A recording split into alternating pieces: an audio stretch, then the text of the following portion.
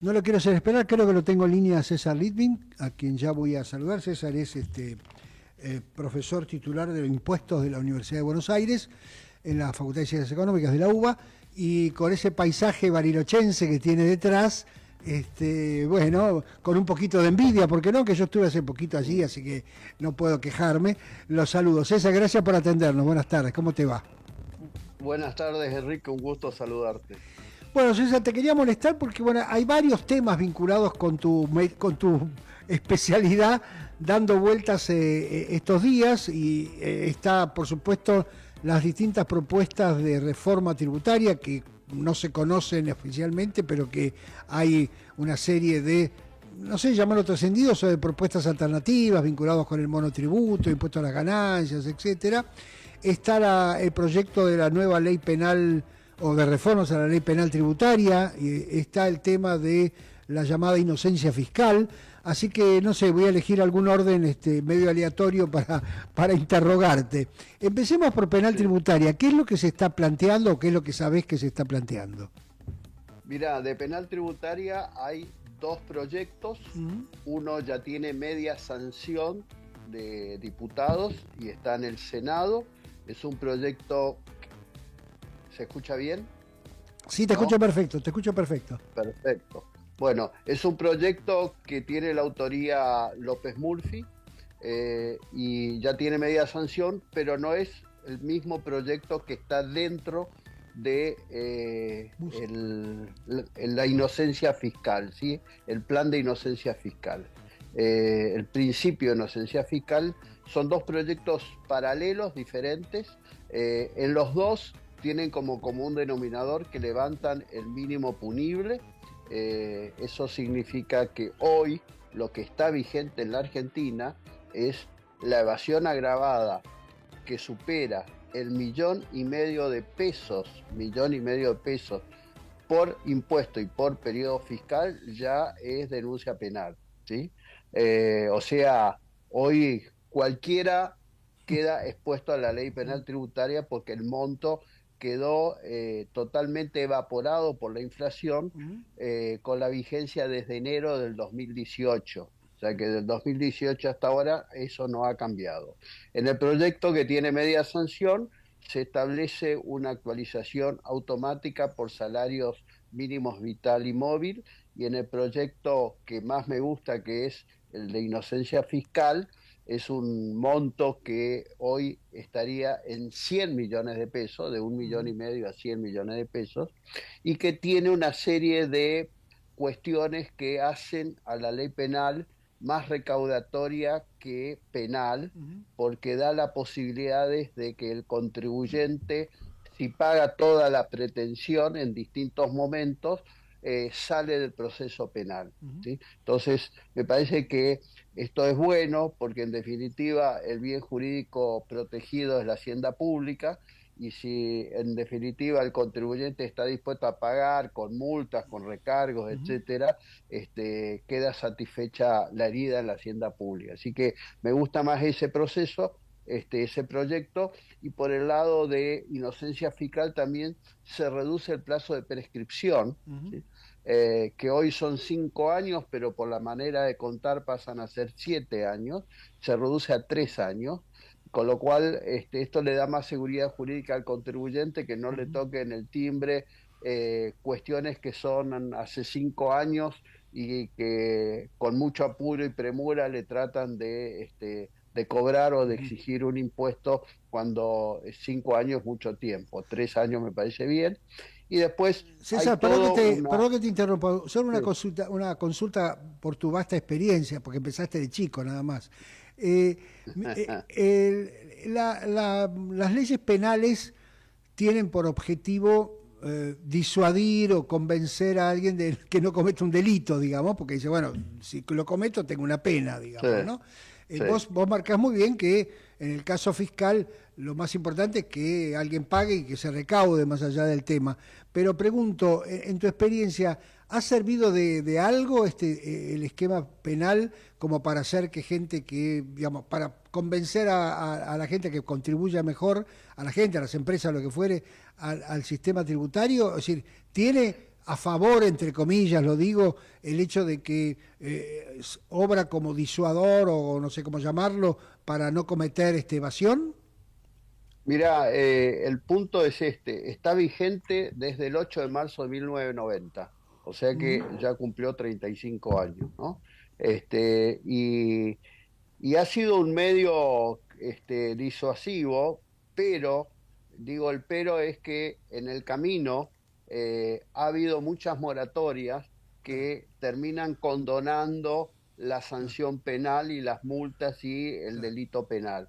Entonces, efectivamente, ha habido muy poca gente que ha ido a prisión por deudas tributarias porque en el camino siempre apareció alguna moratoria o blanqueo Ujú, salvador, ¿sí? ujú. Eso es lo que ha contaminado el efecto. Pero, por ejemplo, para casos de evasión simple, la pena de prisión es más alta que el homicidio en riña. Entonces, no Claro. está bien equilibrado un poco, se fueron de la mano los redactores de las leyes originales porque básicamente no midieron bien el bien jurídico protegido. Por eso digo que el principio de inocencia fiscal que contiene una reforma a la ley penal tributaria, Ujú. a mí me parece mucho mejor porque en definitiva tiene un efecto más recaudatorio, ¿sí? Bien, perfecto. Y Yo te después interrumpí, dentro del vos ibas a hablar principio. sobre inocencia fiscal más Sí, ampliamente, sí. ahí hay un cambio que habrá que ver el resultado porque hasta este momento AFIP, hoy es Arca, tenía como un seguimiento tipo carcelario de toda la intimidad económica del contribuyente. Yo lo llamaba en mis conferencias un panoptismo fiscal, ¿no? El sistema que se revisa todo lo que hace cada uno porque había toda una serie de información que le llegaba a Arca, que le llegaba a Arca, ¿sí? Y que básicamente le permitía conocer cada movimiento, cuánto pagaba de domésticas, cuánto pagaba de colegio privado, cuánto pagaba de despensa, cuánto pagaba de patente, de luz, etcétera, si viajaba en business o si viajaba en económica. Entonces, todo eso era un sistema de tener mucha información AFIP de toda la intimidad económica y además con un principio, que eso lo vivimos de la experiencia, de que el inspector cuando toca el timbre está convencido que toca el timbre a un evasor, con lo cual no se va sin ningún ajuste, ¿sí? No se va, entonces aquellos contribuyentes que quieren pagar todos los impuestos, como son mis clientes, a veces nos vemos en la encrucijada de regalarle un ajuste porque si no, no se van nunca, ¿sí? De dejar algún ajuste, aunque sea que no corresponda, porque hay había, ¿sí? Con el gobierno anterior y mucho de esto, un principio de que todos los contribuyentes son evasores. Bueno, acá este principio de inocencia fiscal está puesto como para decir, le damos confianza al contribuyente, elevamos todos los umbrales de información que recibe Arca. Arca va a recibir mucho menos información de transacciones bancarias, de operaciones inmobiliarias, de compra de autos, etcétera. Arca no va a tener toda esa intimidad económica y pensamos que el contribuyente en esa situación va a ingresar mejor, ¿sí? Ujú. Digo, habrá que ver cómo sale. Lo que sí estoy seguro, Enrique, es que el sistema carcelario anterior no funcionó porque la evasión siguió aumentando, la informalidad siguió aumentando y yo creo que esto tiene que ver con muchas otras causas más profundas, ¿no? Pero ese Ujú. sistema no ha tenido éxito y me parece que este principio en esencia fiscal es darle confianza al contribuyente que no considerarlo prima facie un evasor, ¿no? Ujú. Incluso dentro del derecho tributario, ¿sí? Tiene un requisito diferente al derecho penal. En el derecho penal es el Estado el que tiene que acusar y el que tiene que tener las pruebas. Ujú. En el derecho tributario la carga de la prueba la tiene el contribuyente. Claro. Entonces me parece de que esto es bueno en la medida que se pueda probar y eso viene junto con un régimen simplificado para impuestos a las ganancias para los contribuyentes que no sean grandes contribuyentes y que su declaración jurada va a ser parecida a la de Estados Unidos. O sea, van a tener que llenar los ingresos que tengan, ¿sí? Los gastos deducibles y pagar el impuesto. Y ya no hay que presentar toda una serie de información de patrimonio al inicio, patrimonio al cierre, cuánto gastaste en consumir, en el nivel de vida, y eso da lugar a otra estrategia que quedó pendiente porque falta esta ley, que son los dólares del colchón. ¿Sí?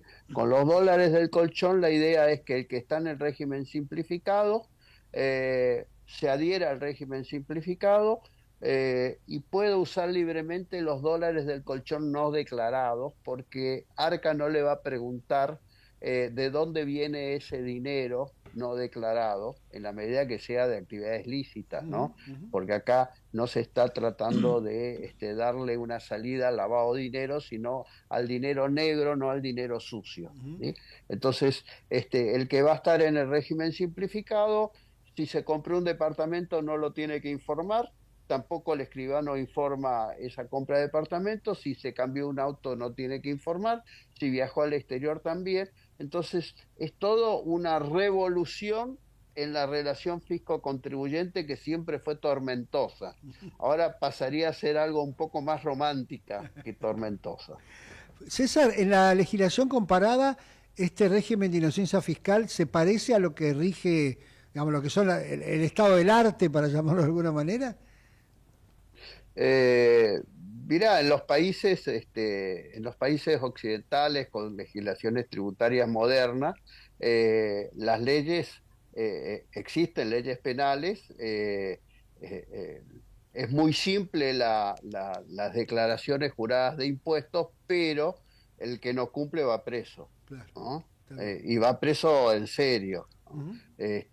Pero son países donde hay otra moral tributaria, hay otra conciencia tributaria, no hay moratorias, no hay blanqueos, no hay nada de esto, y entonces, bueno, es simple, pagan los impuestos que no son tan altos como en la Argentina, pero también tienen la retribución de los servicios esenciales. Por ejemplo, los países más caros en impuestos son los países escandinavos, ¿sí? Dinamarca, Finlandia, Suecia, Noruega, pero después el contribuyente no tiene que poner la mano en el bolsillo para seguridad privada, para salud privada, para educación privada.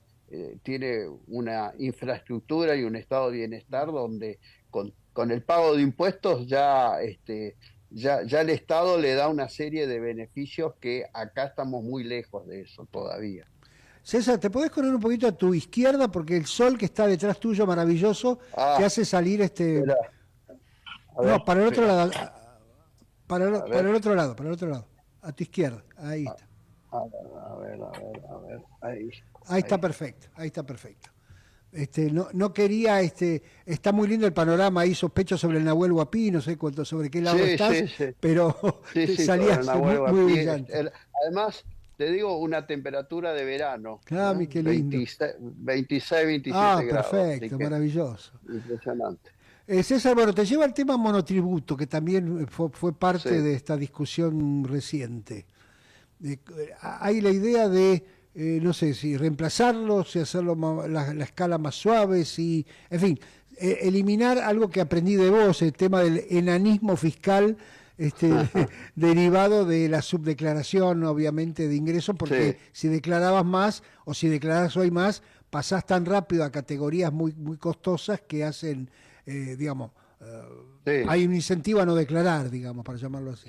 sí. Mira, el monotributo no creo conveniente eliminarlo porque es una gran solución para los emprendedores pequeños, para los oficios, para los profesionales que recién empiezan.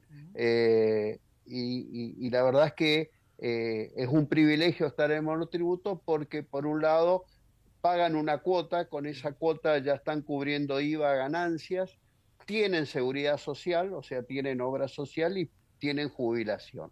O sea que es un beneficio muy importante el monotributo para estos contribuyentes. Pero ¿qué pasa?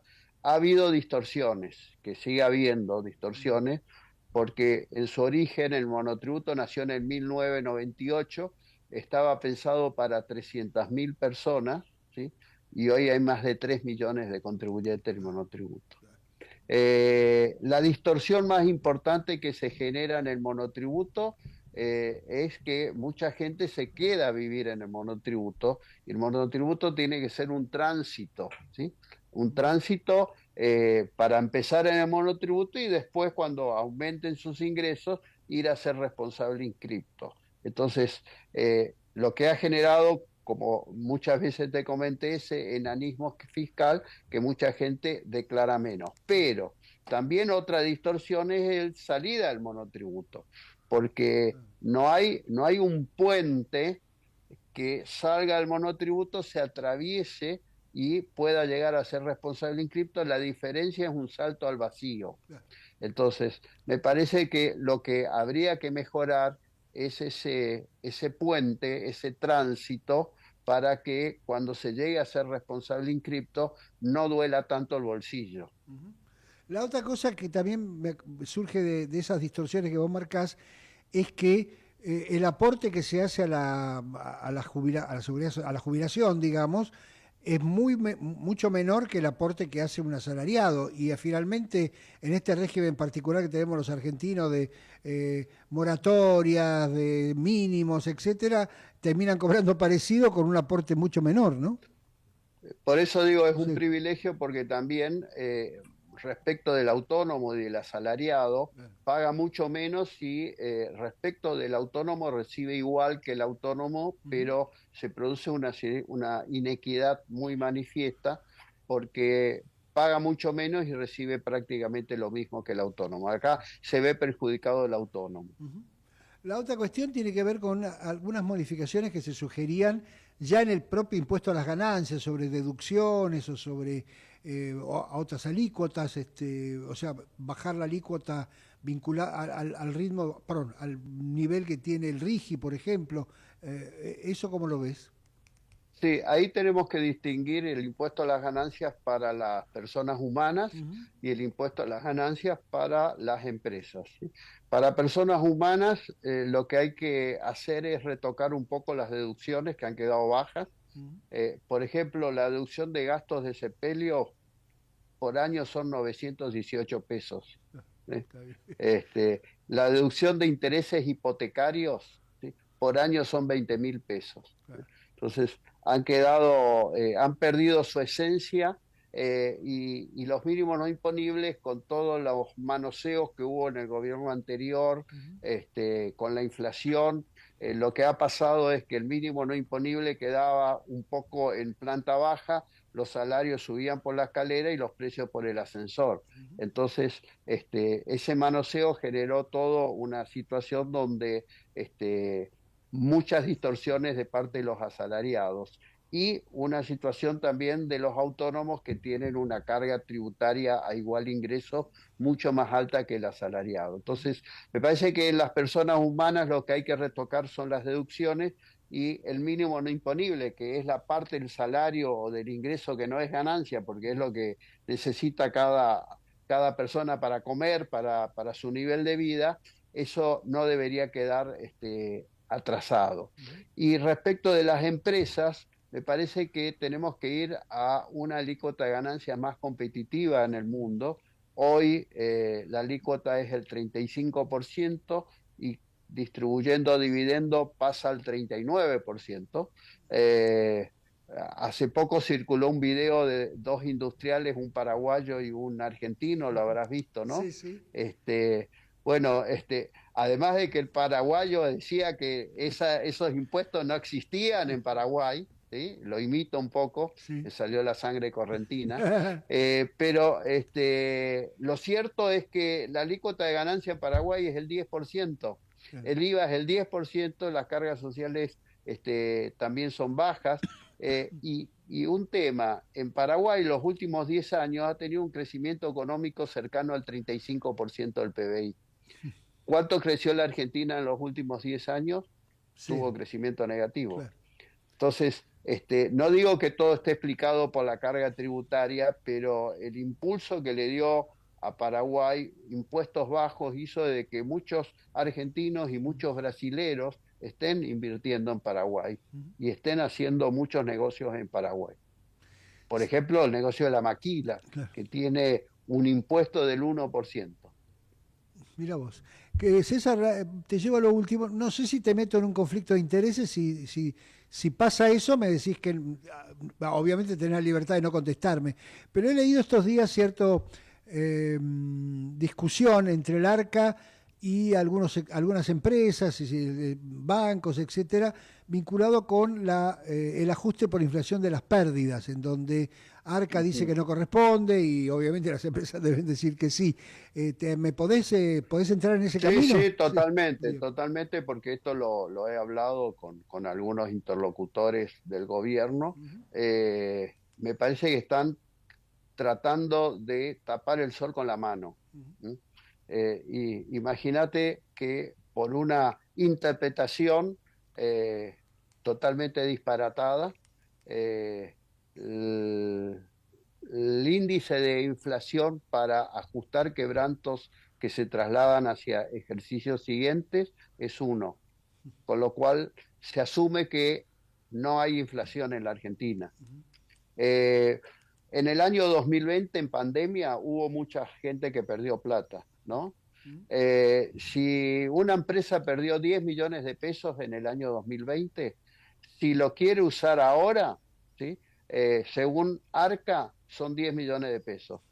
Si lo ajustamos por inflación, son 340 millones de pesos. ¿Sí? Obviamente que estamos ante una situación totalmente confiscatoria. No se puede desconocer la inflación. Hay fallos de la Corte Suprema en la causa telefónica que permite ajustar por inflación cuando se da ese test de confiscatoriedad.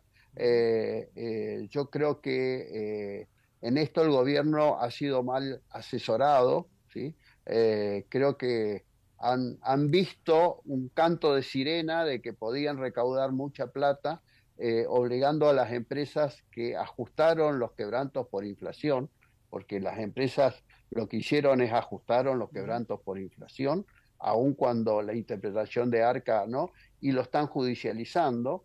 Me parece que le han asesorado mal y le han dicho de que los quebrantos no se deben ajustar. Y te digo algo, la tendencia en el mundo, la tendencia, esto es importante porque lo estuve investigando, la tendencia en el mundo es no solo permitir que se actualicen los quebrantos cuando hay inflación, sino trasladarlos en forma ilimitada. En la Argentina solo lo podés trasladar 5 años.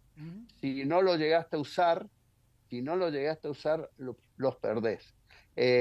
Y en el mundo, ¿sí?